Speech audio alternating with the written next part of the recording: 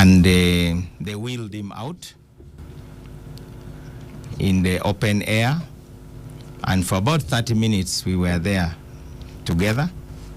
Then they brought him back in, and we said bye.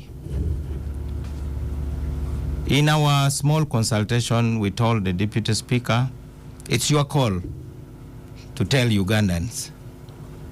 It's you. You are the one in the chair. You noticed we were very silent. And for somebody who has been very active on Twitter particularly, many people were raising questions, why is this man so quiet? What's happening? But it was agreed that it was not necessary for everybody to start offering opinions. In any case, we had seen him alive, and we had confirmed that he was very sick. We didn't know at that point the extent of the sickness and how much time he had. The next day, in the morning, we came back. This time we met the lead physician, a professor at the University of Washington, who is at the Institute of Cancer Research, the Fred Hutch, it is called the Fred Hutch Cancer Research Institute. This is a prestigious institute that has 3 Nobel Prizes to its credit. They are at the forefront of that. That answered our question about the kind of illness the speaker was battling. It also answered our question, why Seattle? In my entire life, I never imagined anything would ever take me to Seattle, the state of Washington. On the second day, that doctor now went into real detail. He gave us a very detailed report about Jacob's treatment plan, which unfortunately they were not able to embark on, because that kind of treatment, which according to his efforts to explain to us, involves basically harvesting cells from the patient's body, taking them to the lab, modifying them genetically, so that they are armed, they become sort of like soldiers that are planted back into the patient's body to now tackle the cancer cells. Many patients have undergone that kind of treatment and they are still alive. He told us the story of a Canadian lady who was also treated from that center. I hear Ugandans saying people are referred abroad because their health centers have collapsed. I don't think Canada is one of the collapsed health centers.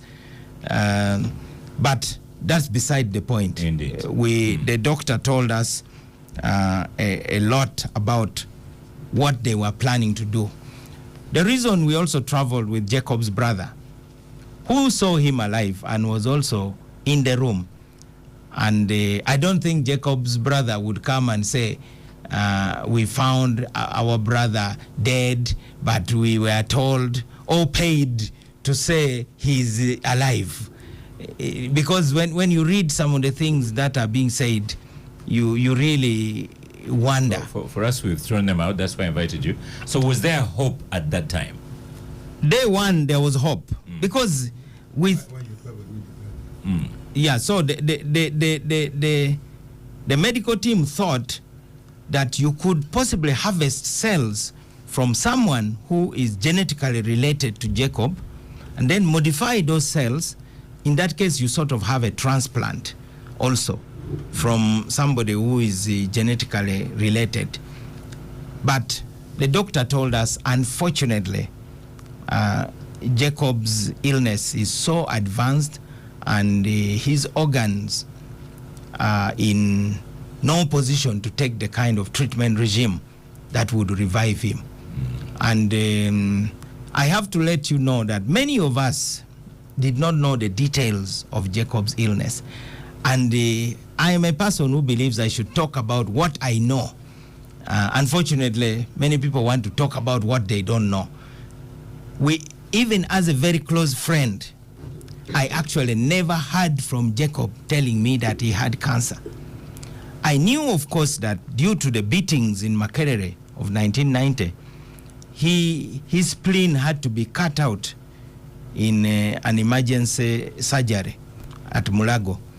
Now, when you don't have a spleen, you are prone to multiple infections, because those are some of the organs that deal with the germs that we all carry around.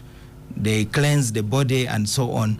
And of course, many of his internal organs had been traumatized as a result of that beating on 10th December 1990. So we must actually thank God that Jacob was able to bear all that burden without sharing even to very close friends.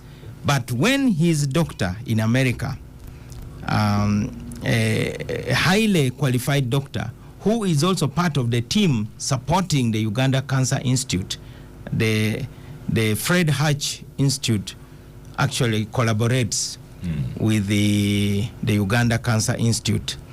So the words that were chilling from the doctor were, you have to know that Jacob is dying, and he knows he's dying. Even after he told you they want to replicate the cells. That was the original plan. That is why they flew him. Yeah. And the parliamentary health scheme has that paragraph which says a patient who is eligible under that scheme of parliament who needs evacuation for treatment abroad has got to be taken by the fastest possible means. And I believe that's how they scrambled up the Uganda Airlines to take him out. So the doctor said Jacob is going to slip away any moment. And then he told us it could be today, it could be tomorrow, it could be the day after tomorrow, it could be this weekend, it could be next week, in 2 weeks, or even later. But we are doing our best to keep him stable and to ensure that he is as comfortable as possible in his final days. And this was on your day 2. And that is when I now talked to the team leader, the deputy speaker, and the chief justice and said, I have to say something. That's when I put that tweet and I ended it with, it is well. And then Ugandan said, Mao has sent us a signal. Because of this Christian song commonly sung at funerals, that it is well with my soul. But if indeed it was a signal that we have accepted that we are losing Jacob.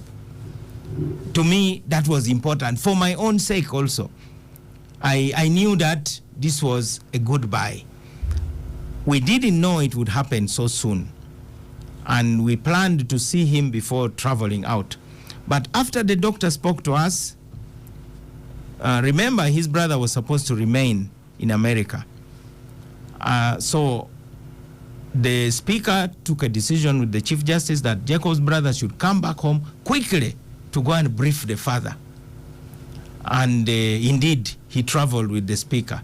The chief justice and I remained for an extra day. Now, in the night, I got a call from the Chief Justice, who had been called, I believe, by the Minister of Health. And the Minister of Health had been called by the doctor while she was mid-air somewhere, probably over Russia.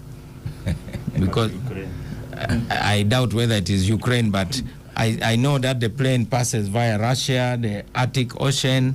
So she gets a phone call. She gets a phone call and she's told, and she informs the president. Then she calls the Chief Justice. I was asleep.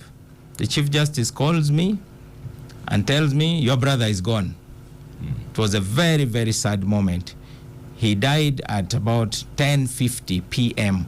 of Saturday night, which here would be sort of Sunday. So the Chief Justice then instructed me that, I know you have a big mouth, you're probably going to start saying a lot, but you also know. No one had that. No exchanges, please. So he told me, wait until the president has officially announced Jacob's death. The president has instructed everybody to not say anything until the family, the entire family, the children, the father, the immediate family is informed. And indeed, I just held my phone like this, waiting to see the president's announcement. When I saw the president's announcement, then I also typed a short message, which I then released. So the Ugandans obviously are waiting to get the medical report from America, because they spent more than a month investigating what could be happening. I think that is the credible report that Ugandans are waiting for, and it should be shared by professionals, because these have been very complicated processes over the years. The questions being asked are legitimate. I don't think anybody has a right to gag somebody who is asking a question. If somebody is making allegation saying, okay, he was poisoned, that's a different matter. But if somebody is saying, was he poisoned? The two are totally different. Now, there are those who are coming out and say, he told us he was poisoned. I once saw an article in the Observer that President Museveni orders investigation into Oulanyah poisoning. I don't know how far that went, but the truth of the matter is, so what are we going to do about it, about this poison talk? I don't want to live in fear, and I can tell you, Jacob never told me about him being poisoned, but there are those who claim he told them. I think those are the things that have to be investigated. And as far as we are concerned, there are always underlying causes of death. Then there are immediate causes of death. Only the medical report, detailed, can answer that. But I'm thankful to the Capital Gang for giving me the opportunity to share the last moments we had with Jacob. I heard Jacob say one word, Chigamoi. He called the Chief Justice by his name.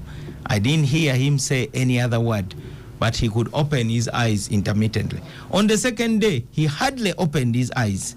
He could move, but he hardly opened his eyes. And the medical team told us he's heavily sedated because he was in great pain and they needed to deal with that pain. And so he was always getting painkillers and other sedatives.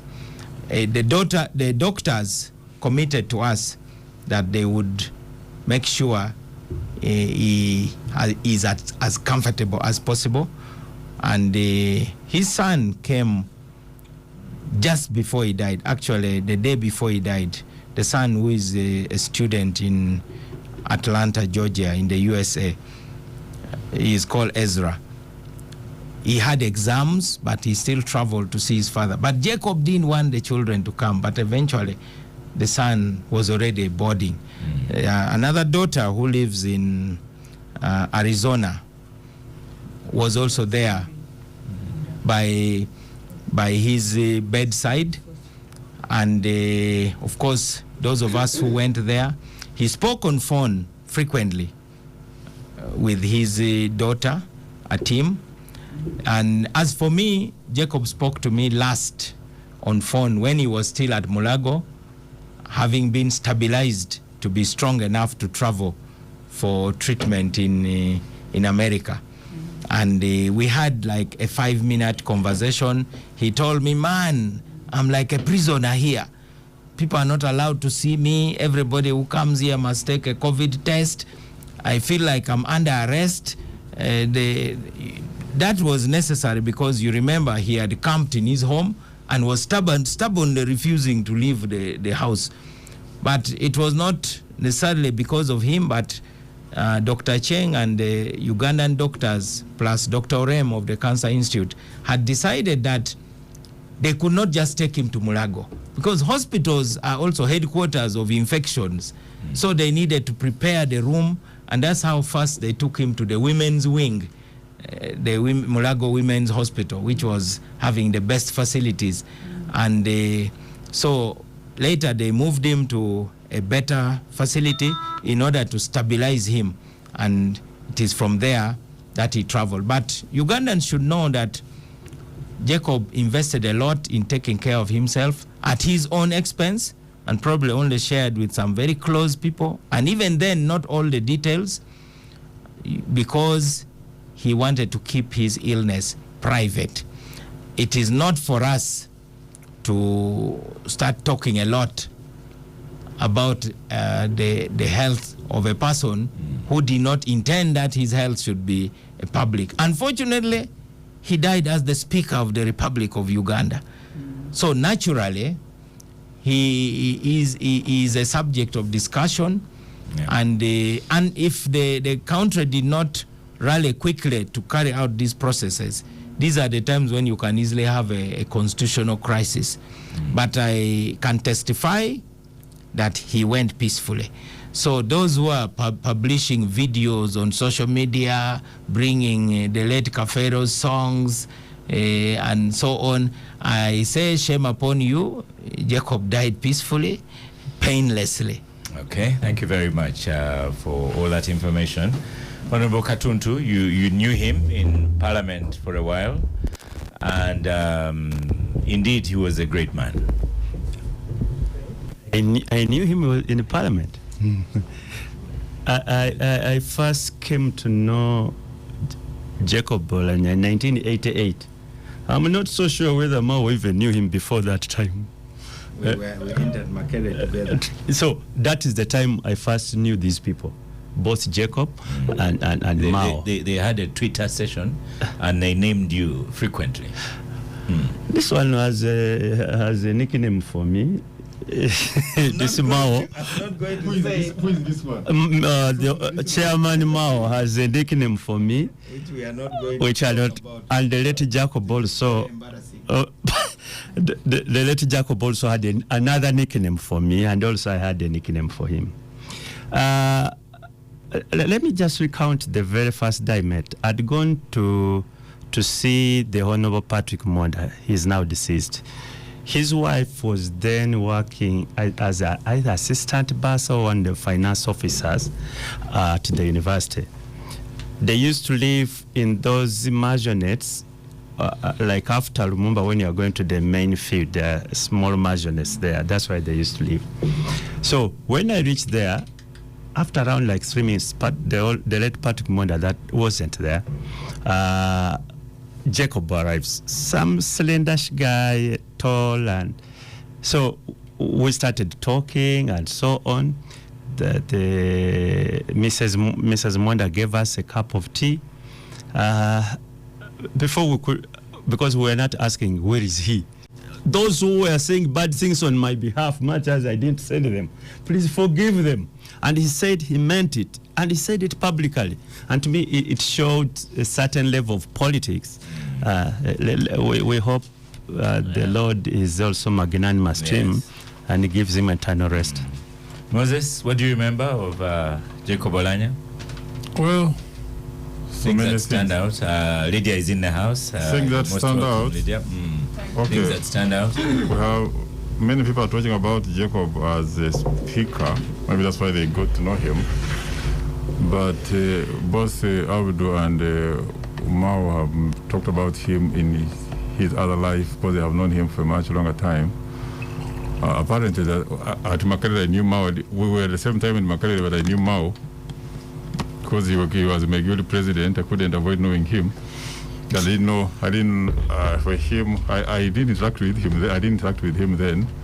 He was in student politics. I think my first come to know him is when he became member of parliament, as Abdu has said. It's 201. 201. Now, during that time, we had a war in the north. Mao, if I remember Mao, Jacob, Okomregan as being vocal on how about ending the war. They spoke for the people of Acholi, where the war was at the center stage, and for that I commend them. they made sometimes they would make accusations against NRM, but those were normal. These were young people just leaving, having left Makerere and joining politics. So, but they have steered themselves to become national leaders now. Even when Mao is in opposition, he's not a bad person. He's a good leader. Yeah, I'm a good person. I said he's not a bad person. He's just saying that opposition is a good person. Opposition is bad. That's what he's saying.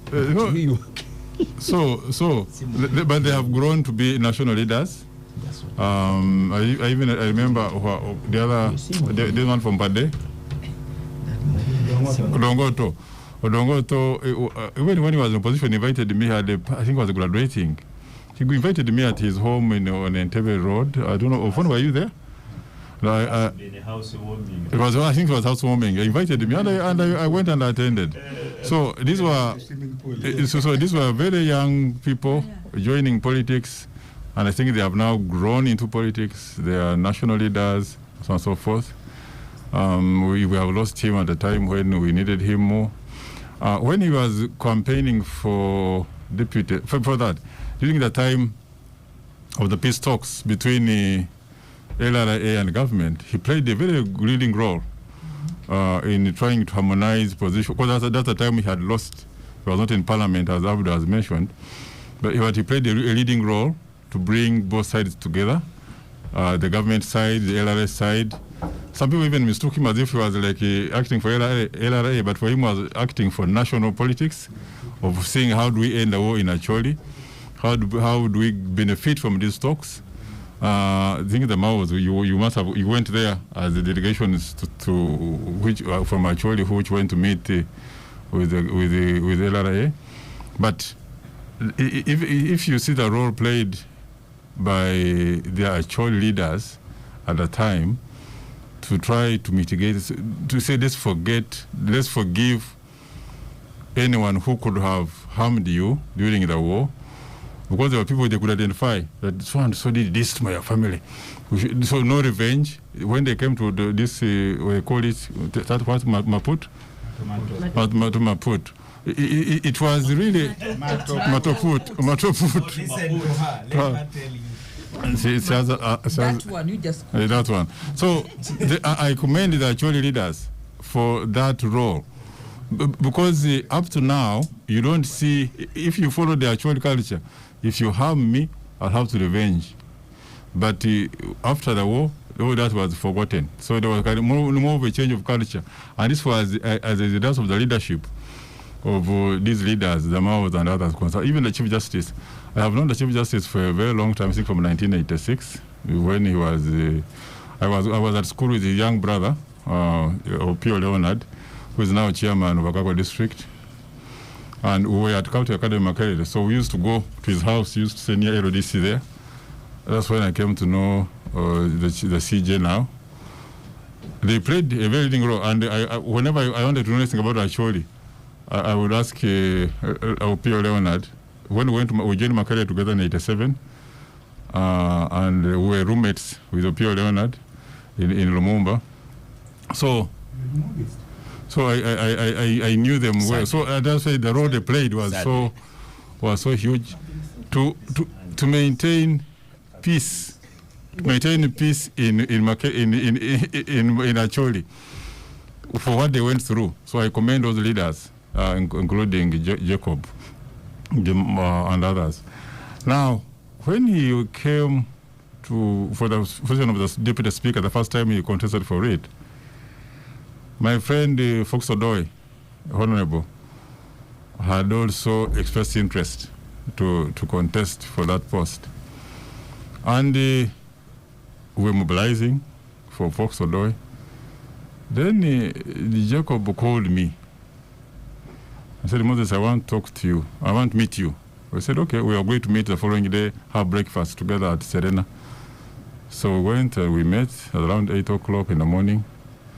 Then he told me, he said, of course, you know I'm standing for deputy speaker. I said, yes, I know.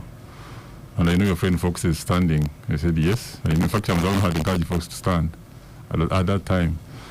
So he said, but we need to harmonize and come out with one person. Would you talk to Fox to step down for me? I said, okay, I have no problem with that. I have no problem with you being Deputy Speaker. I know you are good lawyers, you and Fox, you are good lawyers, but if for interest of harmony, it's all right. So I looked out for Fox and said, Fox, we met and said, I have met with Jacob Oulanyah. This is his request, and in the interest of peace, we don't have to be the speaker. In fact, we had started it not being so serious. We said, after the way we started the journey of Deputy Speaker, we're not that much serious. Let us leave Jacob to take it instead of you contesting. So we don't know who would have won, but at least Fox said, okay, in that interest, let me step down for Jacob. We didn't go to announce it. Well, in fact, when the following day was like a movement caucus at Seth House, and the people asked, even the president asked, where is Fox among the candidates? But Fox had already agreed that he withdraws, and indeed he withdrew. So Jacob became Deputy Speaker for the first time. Then the other subsequent ones were much easier for him, because when you're already in office, it's not so easy to lose it. And really, Uganda has lost a very good leader. As the members there have said, I liked, you see, as a chairman, okay, no, he's a chairman, yes, of the parliament, but as a speaker, he would criticize the parliament. There's a time he came out to open and said, you people, we are spending lots of time doing so less work. Why can't we do more? And not many people do that. Lack of intellectual something. Yes. Not many people do that. When you're a speaker, you are like to try to say what people should you want you to hear, what you want them to hear. But he came out and he would speak his mind. And when he was not happy with something, he would speak out his mind. People have been criticizing him about chairing the Legal and Parliamentary Committee, which recommended the removal of term limits. Yeah, but see, he was the chair of the committee. And I think the most important role of the chair of that one is to ensure that whatever you are coming out is within legal means. You can't, as the chair, write your own personal report and say, I don't agree with you, so this is my line. If you are chairing a committee... It is worse if you are chair and you have a minority report. Yes. So for those who have been criticizing... You need to be a professor, same paper. Yeah. So for those who have been criticizing him for that, I think they should look at the logic. He chaired the committee, on which the majority of the members were NRM people. And as I said, a chair of the Legal and Parliamentary Affairs Committee, at least ensure that whatever you are recommending is within the law. No, actually, at that time, we were not there on parties. That was individual merit. It was a movement. Yeah, but still, you were not there as parties. But the Maos knew which parties, which lines were there. At that time, actually, it was multi-parties. Yes, movements. Movements. Yes. So conclude, Moses. So they conclude. So those who are criticizing him for that, I think they are being misguided. For him as a chair, he did his role. The rest of the work was done by the parliament. Thank you. Thank you. So we're going to stop for a break, and after the break, I will ask Nafi her recollections if she ever knew the speaker. First, no. I mean, if you have negative, those are what I was saying. So, this is your anyway. Oscar, I think it's sad when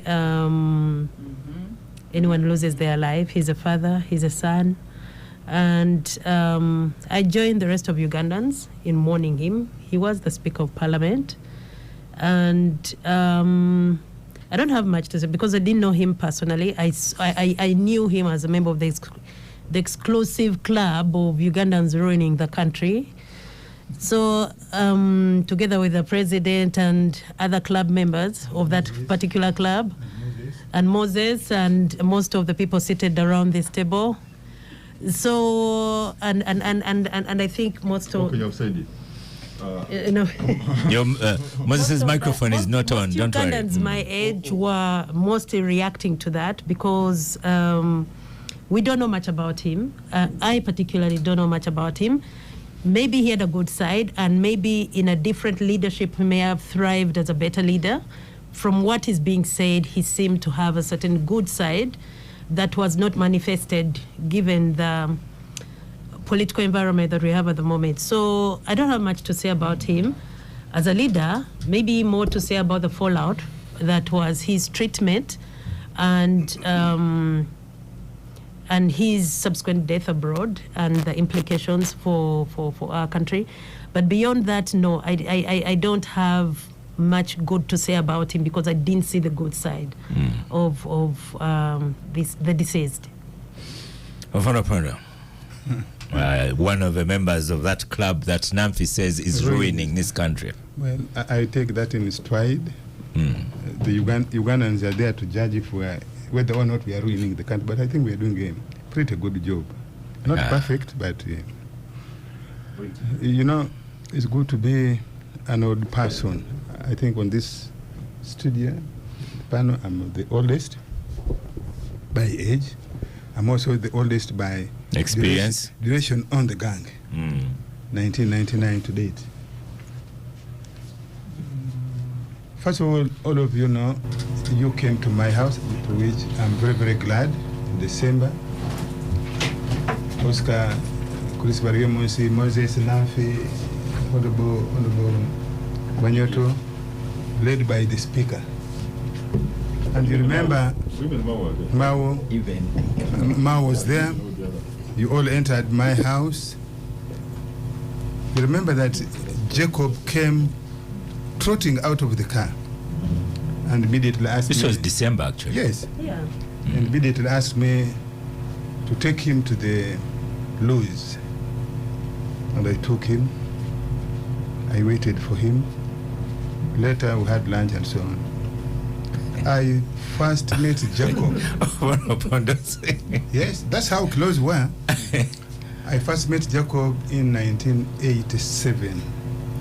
At that time, I was a teacher, a student teacher, we call it. I was in Makerere, but because of the war, government had asked us who could teach to do crash program for students who are doing S4 and S6 candidate classes. Because in 86, the area of Mpigi, which had been cut off because of the war, they didn't sit exams. So they asked us, so we went to teach. What were you teaching? I was teaching geography. Okay. Geography, history, and general paper. No. This is a radio program. Mao is laughing. I wish. But you are the one laughing. Yes. And by the I was specifically teaching physical geography. So, landforms. Yes. I took my students of Trinity College in Bingo, we called them to a corner, to call essays for a geography seminar. That's where I found Jacob. At the end of the seminar, he approached me and said, can you organize a return seminar, debate in Trinity College in Bingo? I've written a column for him tomorrow. So I agreed. But I was simultaneously the chairman of Complex Hall, CCE, the Crocodiles. So in 1988, again, when he now joins Makerere, he finds me as a student leaving university. I didn't know. Quickly, he had hooked up with the girl. That time, CCE was a mixed hall, girls and boys. The only mixed hall. I was living on the third floor with the girls. So I kept seeing him again. So I asked him, you man, I thought you were Koro essays. How are you with the university students? He said, no, I have now joined Makerere. I'm in Faculty of Social Sciences. He was doing economics and something. So again, we hooked up and we became friends. As they say, the rest is history. The CCE was looking for... Yes, I later gathered that he was looking for a girl called Dorothy Nangwa, who he eventually married. Dorothy was doing Swasa. Yes. And she was on third floor. Dorothy, I think, was a roommate of Stella, yes, the late wife of Makobuya Apollo, which Tribwa. Stella Mukasa, and another girl called Catherine my Nagumo, classmate, the daughter of Tingadora, who eventually became the wife of Konrad Nkutu. So that's how close we have been. And we have been, I was in the student politics. Eventually, I became the returning officer of the guild elections, which brought Wilbrod war. Yes, so that's how we got entangled. I leave Makerere, and I... Didn't you even preside over my speakership when I lost? Yes. I think you must have rigged me out. So, and Mao has said that he has never seen a guild election as clean as that. I wish I could be made chairman of the electoral commission. So I go to, so I leave Makerere and straight away go into the army, taken to the military schools, political schools. So when Owori instigated a strike,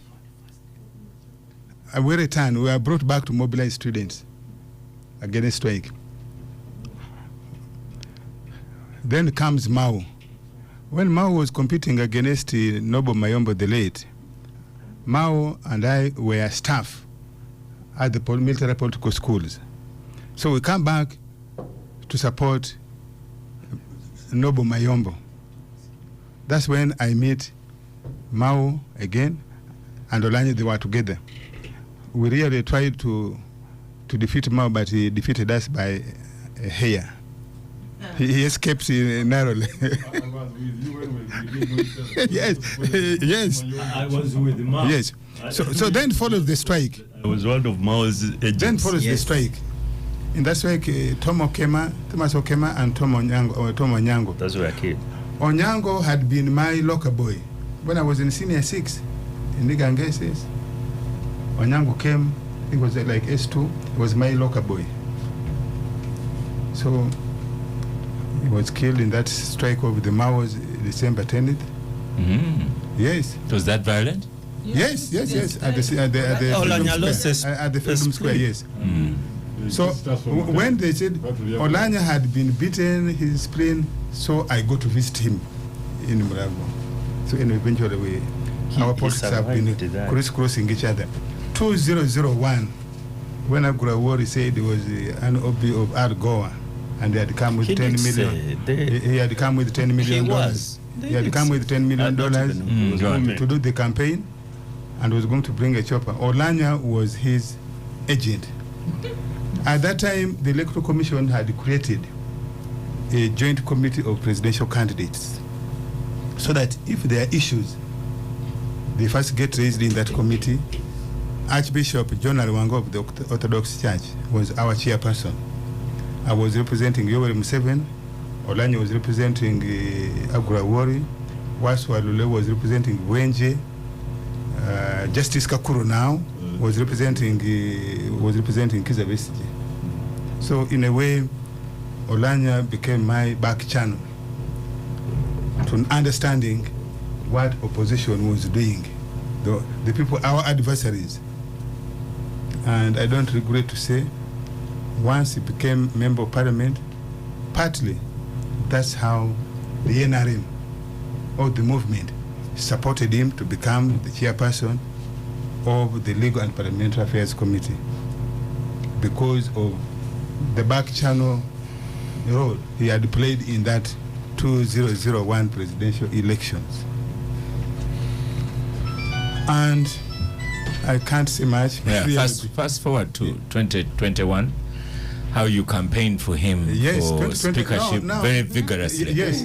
You know, I've been a member of SEC, by the way, when we started the NRM in 2003, 2005, up to about 2013, when we now formally had the new SEC, and I didn't contest because I was having another job. I thought that was a good deployment already. In the 2011 parliamentary election, Oulanyah wanted to challenge Honorable Kadaga. He expressed interest. And in SEC, we agreed that no, let Honorable Kadaga do 10 years. In fact, it was raised by Honorable Kadaga. Said, you left my former boss, Honorable Sekandi. No, I think that was 2016. 2016. Not 11. 2016. Yeah, 2016. Said, you left my former boss, Right Honorable Sekandi, to do 10 years. Leave me also do 10 years, And then Oulanyah, if he's really he can come. So we now, in SEC, we said, that's okay. And there's a voice recording of the Right Honorable Kadaga to that effect. So it became kind of strange when Honorable Kadaga tried to turn back now. Say, no. You can't predetermine what will happen in 2021, in 2016. So we said, no, madam, you can't eat your words again. So that's how I became very, very vigorous on the side of Oulanyah, and I am glad. No, you have been an anti-Kadaga. No, Even before that. No, you and I know that I used to come to Kadaga and Company Advocate at Kitgum House. You were looking for me. And looking for you, and yes. we're eating Mboli, yes. name Vuruga. We were all our time. So okay. I like Honorable Kadaga, but I just didn't like the fact that she seemed to be turning. She was breaking the principle, the covenant we had made. So I vigorously campaigned for Honorable Oulanyah, and I'm glad he won. Unfortunately, none of us anticipated that his 56 candles would blow out quickly and suddenly. Okay, May thank his you. soul rest in eternal peace. Thank you, Lydia. Close out the eulogy. Thank you, Oscar. First of all, I would like to thank Chairman Mao for having found time to come to the gang. They are doing a very important job together with Chief Justice and other leaders from Acholi to help us blend things and give Jacob a befitting funeral and burial, both at national level but within the community. Thank you so much, Mao, and for being strong, because you also braved the long journey to and from Seattle. I would like to pay my tribute to Jacob. It's difficult for me to call him Jacob because all these years I've known him, we call him Yakobo. So please understand when I say Yakobo. Yakobo, we met Yakobo at university, and he had been there for him, he stayed there for 7 years, like you've heard. 3 years at Faculty of Political Science, and then the 4 at law school, 3, and then at LD. So these were the brand political names we found at within the community. So Oulanyah did 3 years in law school before they began 4 years after him. So the 1 year is the one of LDC, but he was still very busy at university. So by the time I joined university, they were already there. They were the brand names in politics, of course. Mao. Then there is Dr. Yomoki. Those people who stayed for a long time. Yomoki was one of them, but very vocal in the students' movement. I must say that I was also in the students' politics at university, but with the Dorothy Nangwale. Dorothy is a Gayaza girl. We went to school together. We joined same time at university, but also Stella Mukasa was a Gayaza girl. So those are the corridors that we met Oulanyah and other vocal student leaders with whom we were doing politics with. And when we left university, I was honored to participate in his wedding to Dorothy because we were the girls at that time who knew Dorothy, and Dorothy is from Mududa. She was a daughter of the former Minister of Works, Mzee Nangwale, and in Gayaza I used to tell her, don't say we are relative because her mother is my relative, but I was like, you cannot come from nowhere and you begin saying you're relative of a minister. So we used to joke like that. But we were honored that Oulanyah married our own Dorothy, and in that family we have children. We have our 3 children, and that's why for me it is family but also politics, the mix. When Dorothy fell sick and passed on, Oulanyah honored us. We spoke at her funeral, both in Lalogi and in Kampala, and he has kept that relationship with some of us that had a history with Dorothy. I've been able to visit the children at home whenever they were around, and on a day recently when he was being sworn in, he said, the team is on the way, go and put the red cap. I ran to Parliament just to receive her team and to ensure that he was escorting her father to the swearing-in ceremony. So it's painful. You know, there is actually a difference, Oscar, between someone being sick and someone dying. Absolutely. I knew that Oulanyah was not well but I did not expect him to die. It is very, very difficult. So that's why people say he has been sick, but it is shocking that his poor health could not allow him to live. Because I think there is a song that he sang for Chief Justice when he was not very well. They actually sing. He was such a good singer. It's amazing. So, and for every theme or opportunity or every occasion, there is a song for it. Now, when he was very sick, he was singing a song that says that a strong man who is spearing a lion while he's down. So you see that the meaning of that song. Then the chief just said, "No, you're not going to sing that song now. You have to get up. We must get well, and we sing the other song of celebration."